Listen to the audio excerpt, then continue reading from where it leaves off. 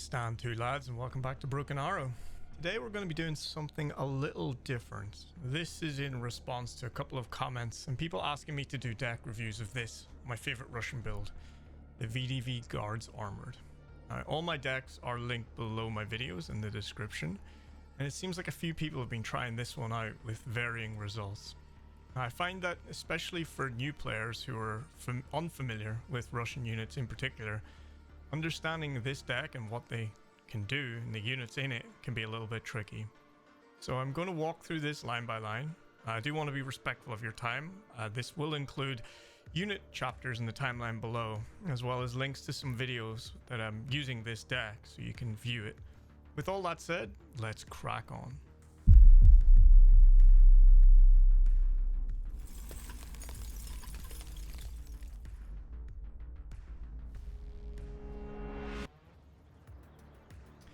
Alright, so here we are. This is my Russian VDV Armored deck 03. I've favorited this one. It's definitely one of my favorite Russian decks for sure. You probably see me use it in some of the videos. We're going to go through line by line. So we'll start here with the Recon and how I like to use this. And normally what you'll find is my VDV Sniperi unit is my go-to Recon unit in this deck.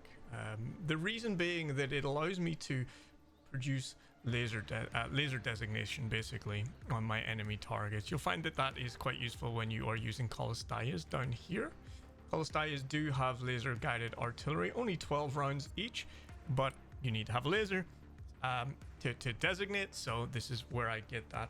When we get to the artillery side of the deck, we'll probably talk about that anyway, but you can actually use laser designated rounds without a laser, and they have a smaller spread, less dispersion than the regular rounds. So you can use these if you want to be super accurate and you don't have a laser, but it's nice to have a laser. Generally what I do is I roll these guys out in these Typhoon VDV vehicles. They're nice and quick at 100 kilometers per hour on road, and they get you to the front line very, very quickly. I do, however, have a BMD-4M here. This BMD-4M is very, very strong for the price. It doesn't have APS, but it can go amphibiously across water. It does have smoke. It has room for 5 people in it.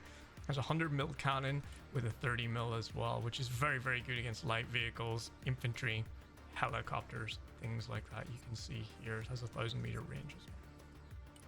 The Orion is basically a Russian drone that I use. It has decent range at 4,500 meters. It's a drone. Keep it back from the front lines a little bit. You might get lucky. The US in particular might not spot it for a while. If it is spotted, it's usually killed pretty quickly. But if you're going to do a bombing run or something like that for your team, a drone is a quick way of getting eyes.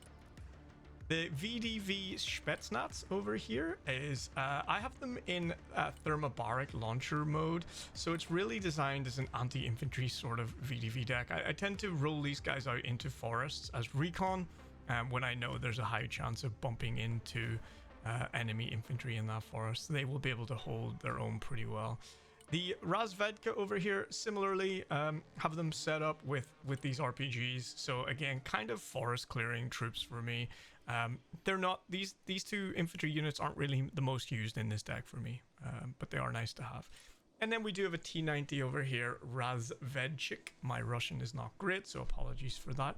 It is quite expensive actually for what it is when you consider that this tank doesn't have APS, but it does have 2,000-meter range, and when you're pushing across the open with armored vehicles, which is what this deck is very, very strong at, it is helpful to have that extra range, because a lot of your tanks, a lot of your vehicles have significantly less visual range. So the sooner that one of your items, one of your units, apologies, spots the enemy, the sooner you can actually engage. So if this spots the enemy, the rest of your guys will see them and can start engaging as well. Because very often what you'll find is you have more range in your weapons platform than you do in your viz. As you can see, 1,800-meter range, but only 1,400-meter visibility, right? Next up, we'll move to the infantry tab. Here is the meat and gravy of this deck. This is why it is so powerful. We have lots of different infantry carrier vehicles here, APCs, IFVs, whatever you want to call them. We'll start left to right. So here we have the T-15 Barbarous 57mm. we do have this upgraded. The reason that we have this upgraded is this 57mm will absolutely crush most US and other Russian vehicles, particularly if you can get side or rear armor hits. This is one of the most powerful, in my opinion, APCs in the game.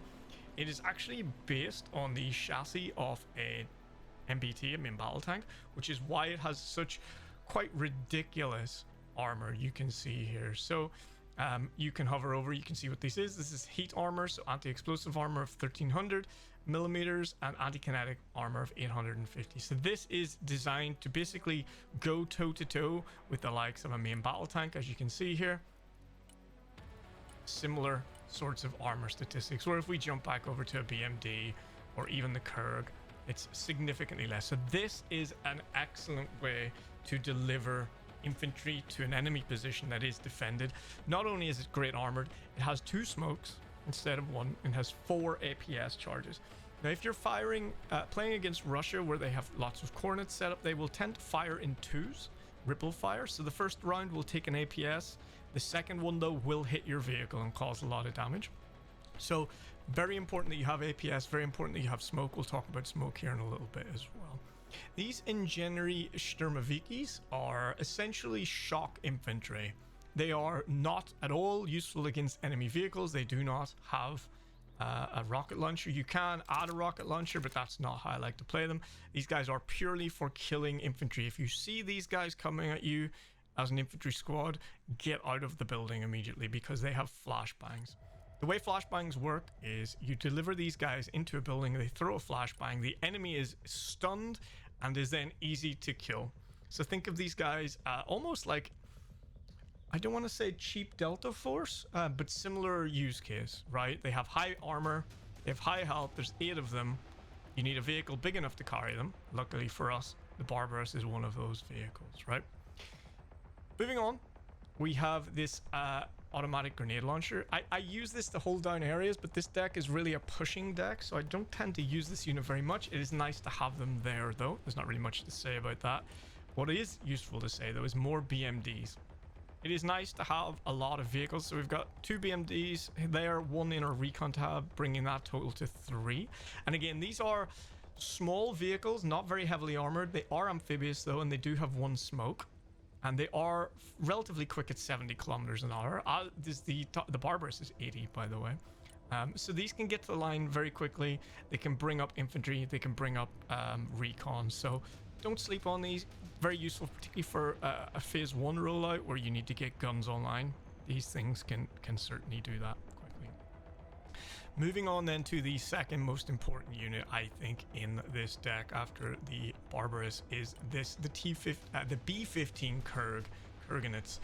This one, I have the upgraded modules and the Afghanit APS system on this. Gives me an amphibious vehicle that has 4 APS charges and 1 smoke. It can carry 8 people, right? It can carry 8 people as well.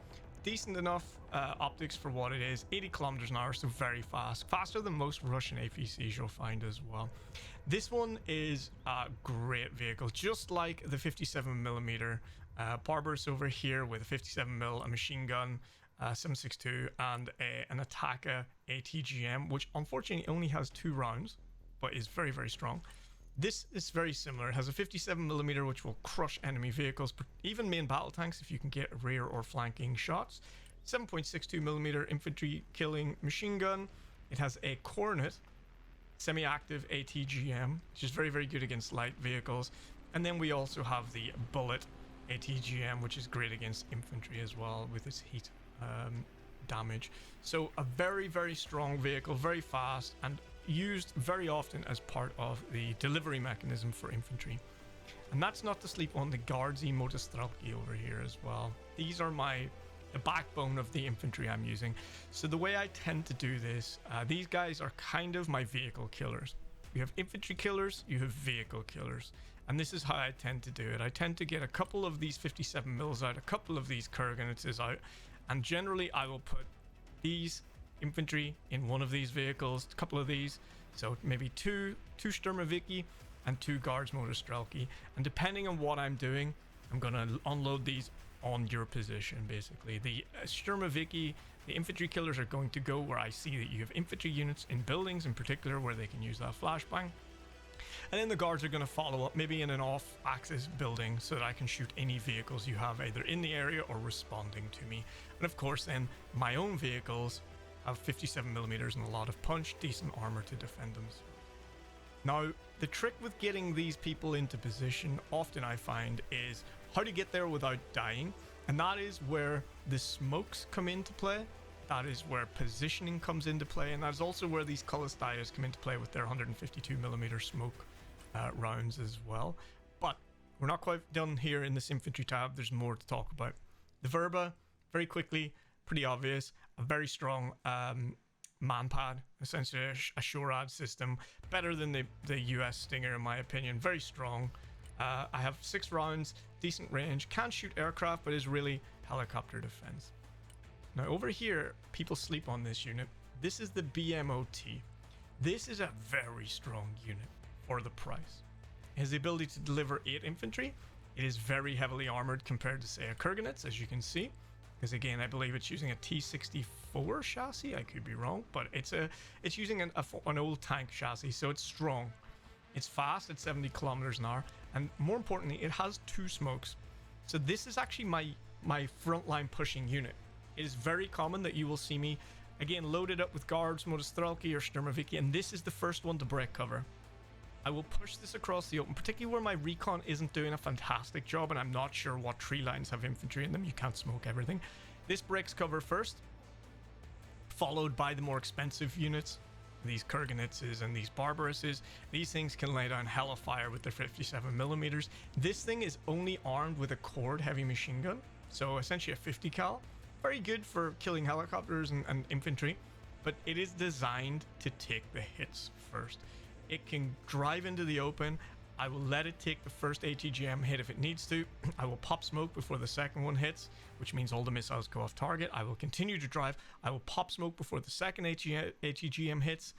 And then by that stage, it's very unlikely that I'm not already in your position. This thing at 70 kilometers an hour, off-road, not the fastest on, off-road at 55 off-road, sorry, 70 on.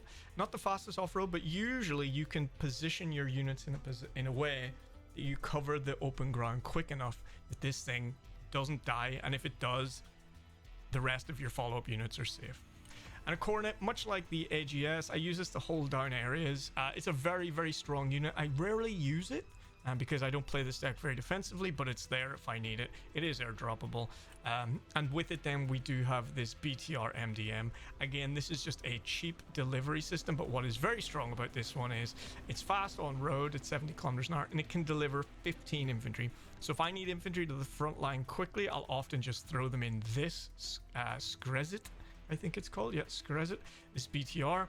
It does have the ZU-23, which is decent against infantry and lightly armored ground targets. Very strong against helicopters if it's within range. But really, this is just a battle taxi. But it is nice to have with its smoke. Moving on then to the tanks. Now, this is something I don't think I've ever used the Armada in this deck. The Armada is my, oh hell, things are going either I need a tank right now, this is what I get. The Armada is, in my opinion, probably the best tank in the game. It's up there for sure.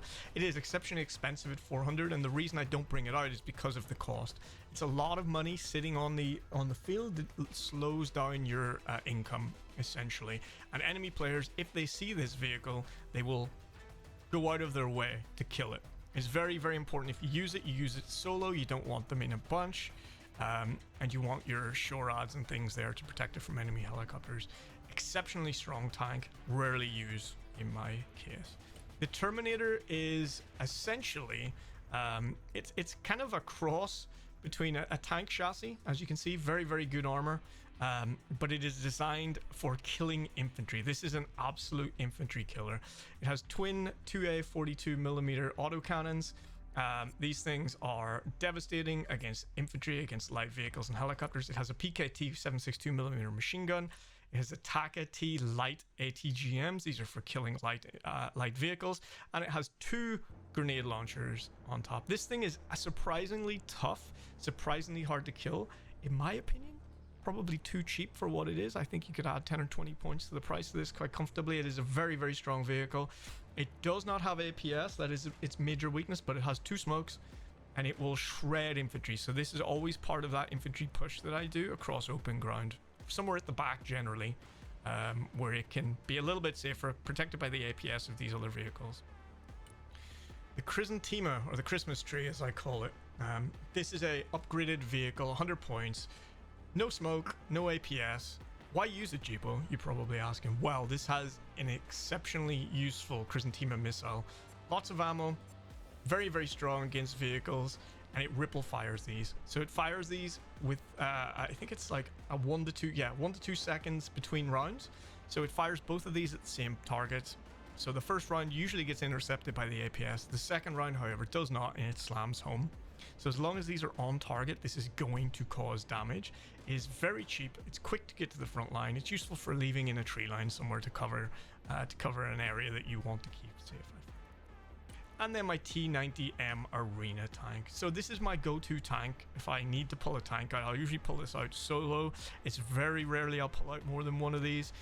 It is designed to really get across that open ground again. If I need an extra bit of punch, if I've tried an assault and it didn't work, I'll often bring one of these to back up. It will follow along slightly behind these. I'll usually do a Q order, so hit Q, then click, and that's an attack order, so it will stop moving when it sees a target and it will engage. Whereas with these vehicles, I do not do Q orders. I want them across the open. I don't want them stopping to engage. I want them to keep driving and firing. So useful. As you can see, everything in this deck is built to really complement that infantry push across the open. Next up, the support tab. So a good support tab here in this deck, I think. The first thing we're going to start with is double Sosnas here. Sosna, very, very strong anti-aircraft unit. Can engage aircraft, but is mostly a helicopter killer. I use this to complement my Tor. It's very common that I'll get a Tor out and a Sosna, and then I'll just grab the Tor for this push that I do forward and then replace it. So as another Tor comes out, the Sosna's still back to defend my own rear lines, as it were. 2400 meter range against helicopters, very, very strong.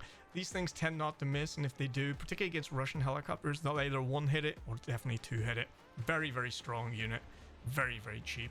Doesn't have APS, doesn't have smoke. If it's seen, it can be absolutely massacred. I actually love killing Sosnas with my Comanche in my US decks because they can't really defend themselves if you see them first. With the Comanche you can, because it's a stealth unit, but most people don't do that to you. This is great. Next up, the MTSM. This is my major resupply vehicle on the ground. Commonly, I will bring in a full MTSM with 10k supplies, drop it somewhere very far back, and then bring out some Kamazes to grab 2k increments of supply and run these around. So I will run 2k in one location, I'll run it somewhere else 500 meters away, and I will move my artillery between these positions. I will move my antes between these positions to keep rearmed. I will actually use this Kamaz very aggressively. It often is part of a push.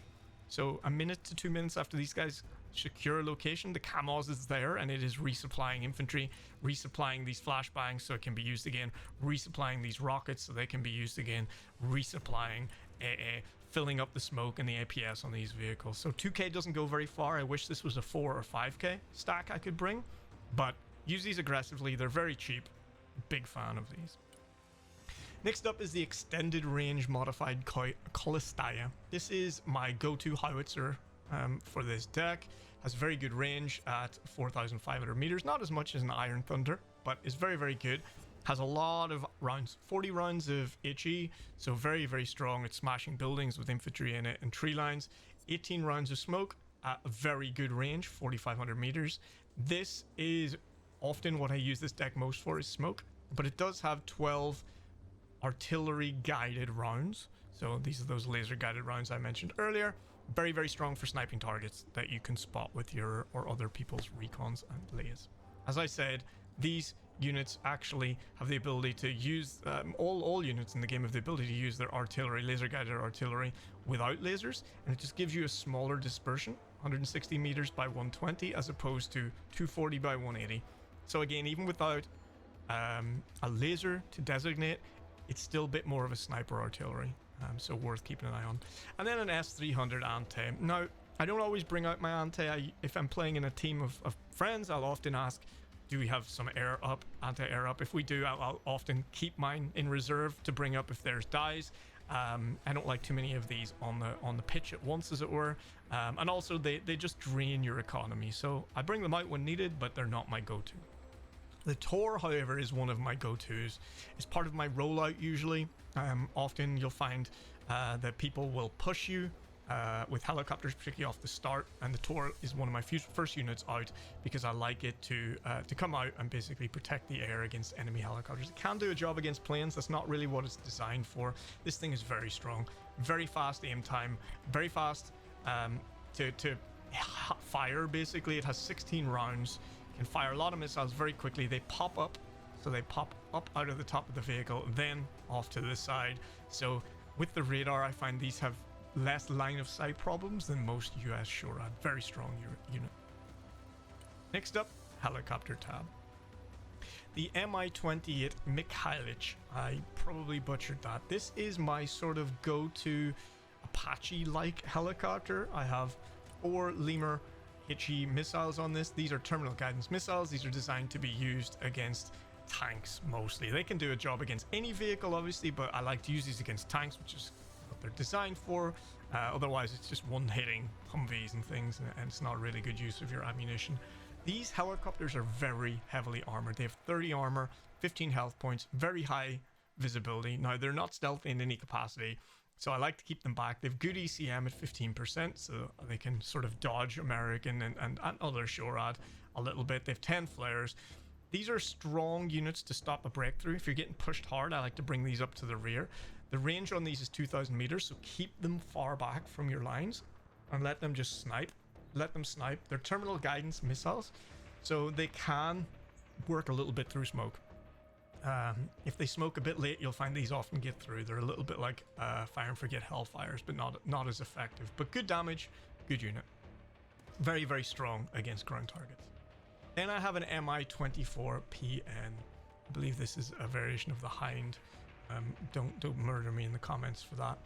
This is not a unit I use very, very often, but it is strong. It can carry infantry, and that's what I usually use it for, but it can hold its own on the battlefield.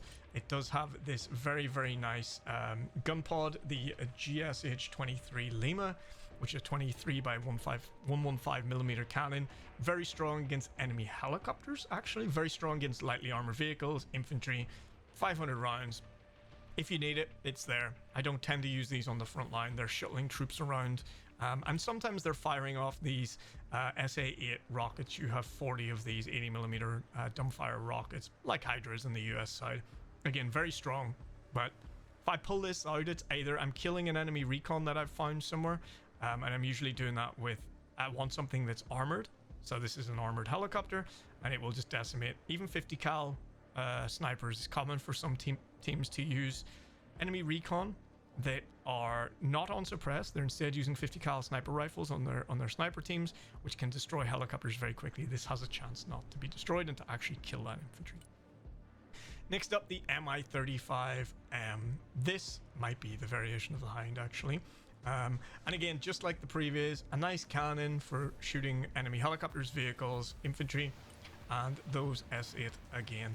Just basically a different version of each other.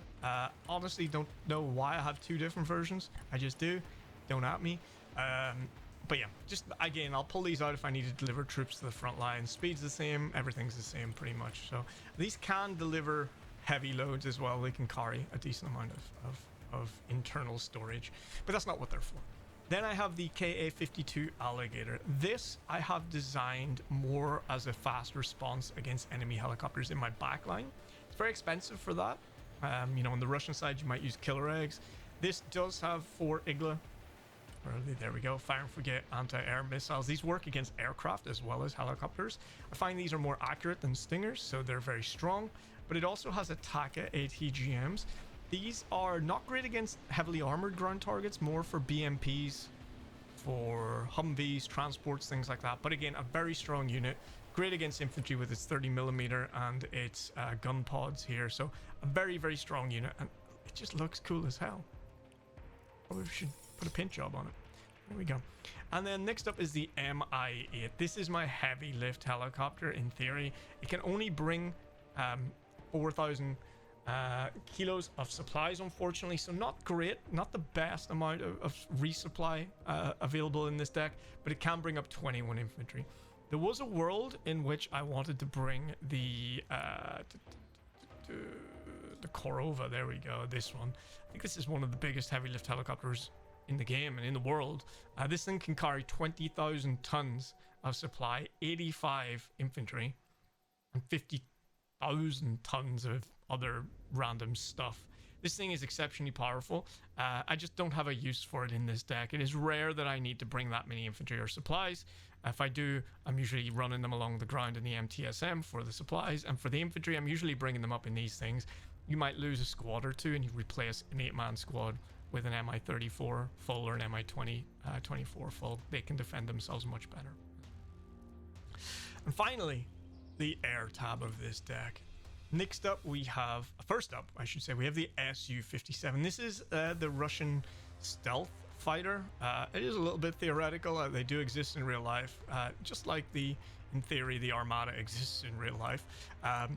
The way I use this is it's a fighter. I've went through a couple of variations of this build, but it is essentially our version of the Raptor, the Russian version of the Raptor. It has a 9,000 meter terminal guidance missile that you can fire off at range. It has a 7,000 meter R-77, which is the Russian version of the AMRAAM in game at least, and the R-73, fire and forget close range missiles. So very good if you're in a dogfight against an aircraft or you're trying to kill helicopters. This is how you do it with this R-73. It does have a cannon, so it can help against killing helicopters a little bit there as well.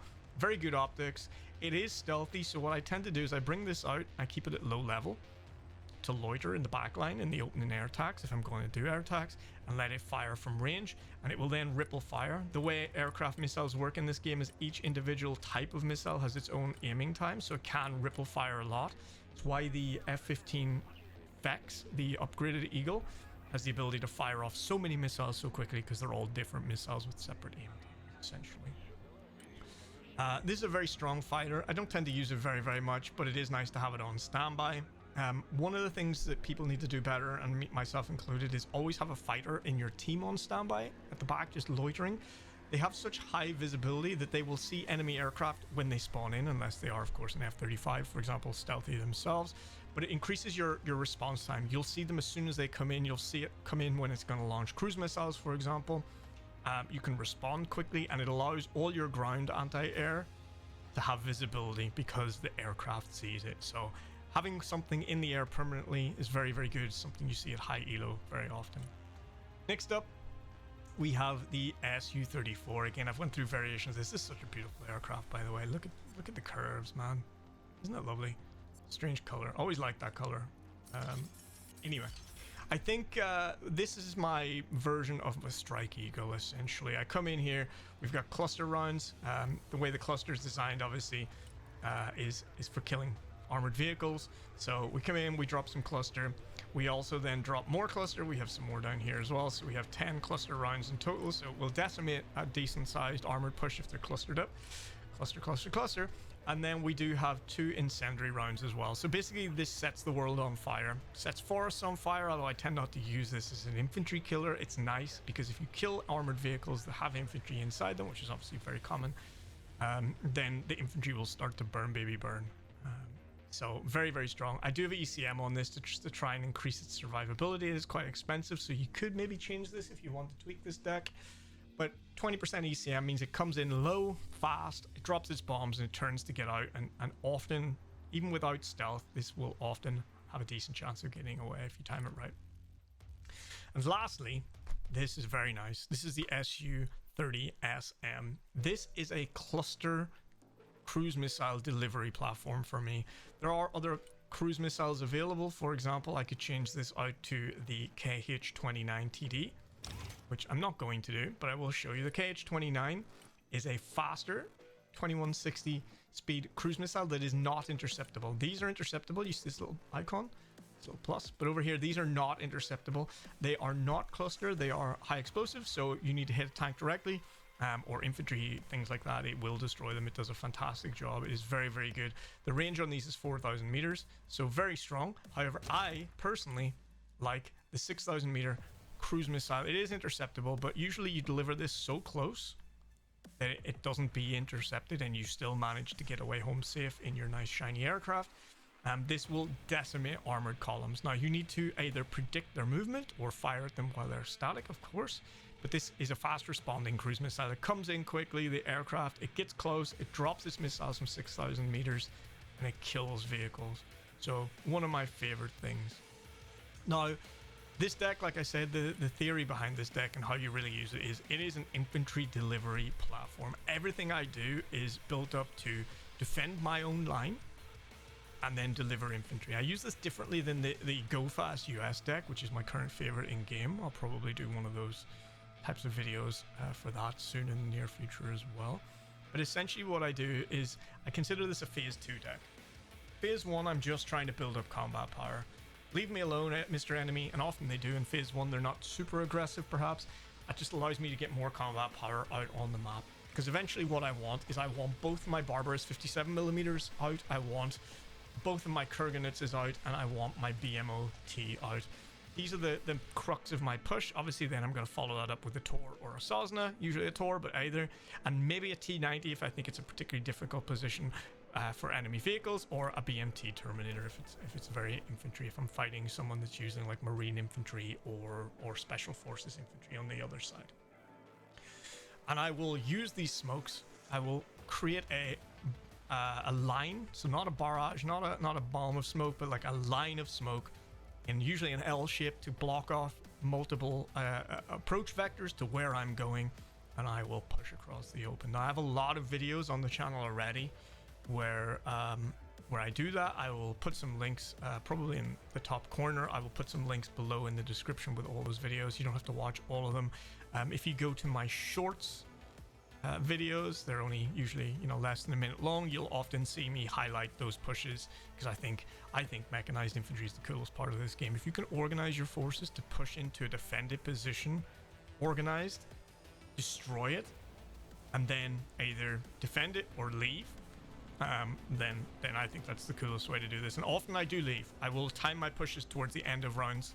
I usually don't care about round 1, that's about building power, but end of round 2, end of round 3, I will time my pushes to get in, hit the flag, take the flag, and then leave. The enemy can take it back for the next 12 minutes. I don't care, because I'll just do this again, rinse, repeat, unless my team are also pushing hard across the map, and then I will hold the ground, and we will try and cap the enemy out. So it really depends on your team.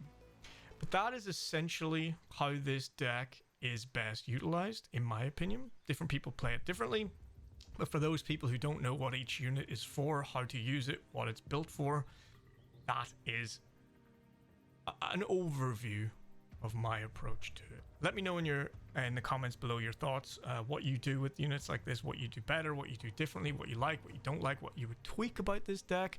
The deck is in the description below. It is 03 RU VDV Armored Guards. What we will do is we will add a couple of clips here towards the end as well of some of these decks, some of these pushes being done. So I hope you guys enjoy. That is it. With that said, Jeepo out. Here's my push, boys. Wish me luck. Good luck. We're smoking out and everything. Yeah, I'm pushing India here pretty soon.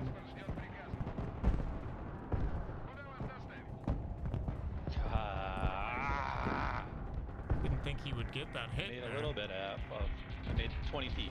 I made it 20 feet. And if he counter pushes, I'm fucked. Let's see if he does. He does. Alright, I'm fucked.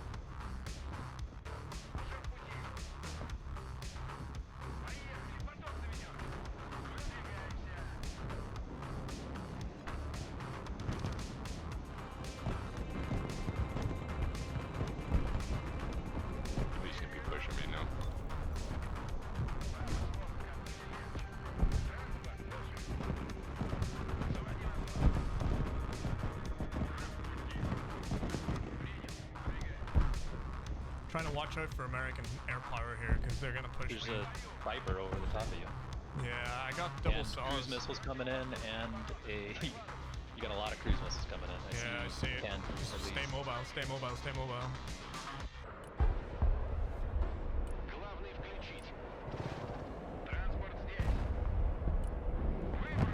Dead. Beautiful, dude. Awesome, done. Just going in, so that was all you. I'm all for it.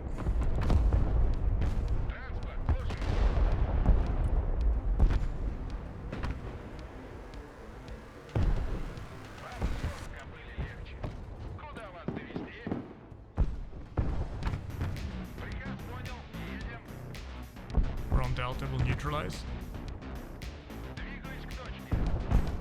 He's got tanks out here on the right, if anyone has any sort of fast response. Get some of that infantry at Bravo for you here.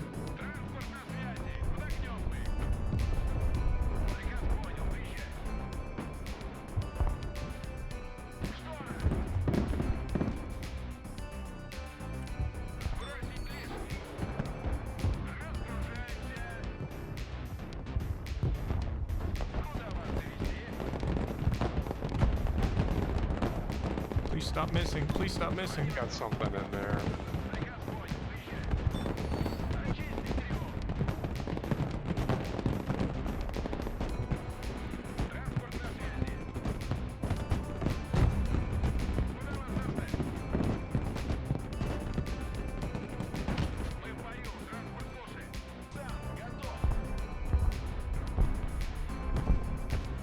I could just smoke it and then not actually go, because he'd be prepping for it.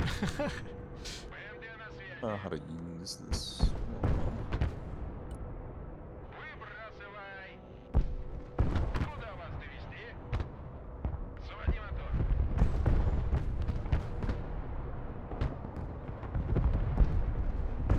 Yeah, we're capping Delta.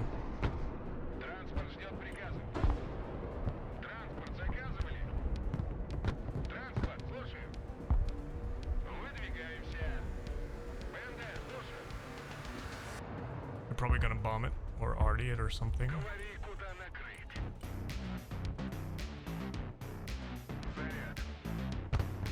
I have not been using my deck effectively.